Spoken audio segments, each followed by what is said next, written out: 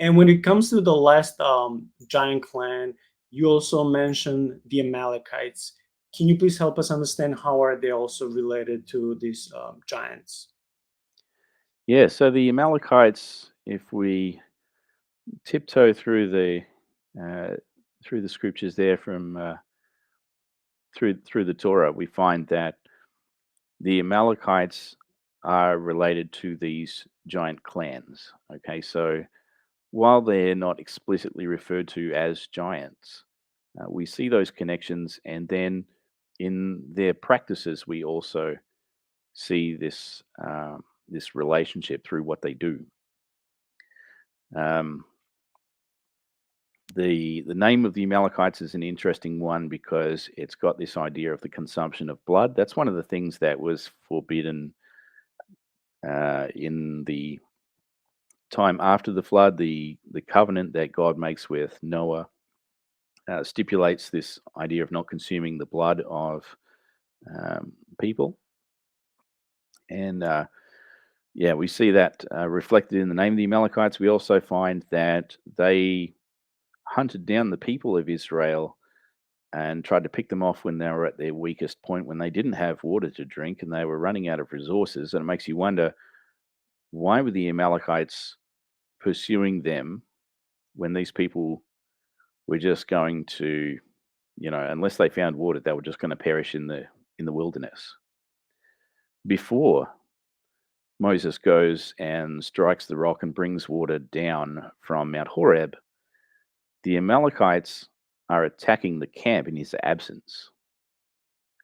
And when you realize that they didn't have anything worth taking, you begin to understand that the Amalekites were simply planning to kill the people, possibly to eat them. So that's pretty intense. And we actually have traditions of the uh, the giants and the Nephilim before them consuming people.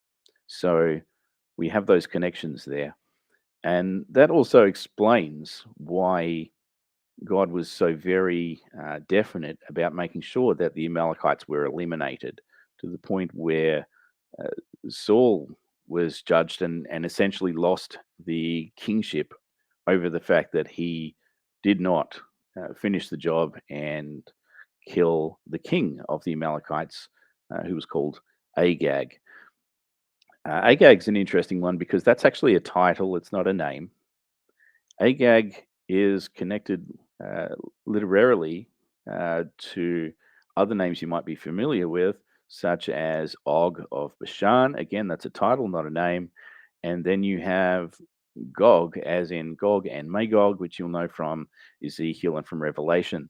So there's this idea that there's a person who embodies the this sort of headship, perhaps as a king and or a priest over uh, people who are supernaturally empowered and in opposition to God. So, some really interesting connections there to supernatural evil through these people, the Amalekites, and that helps us to understand why there was such a fierce opposition against them from the people of God.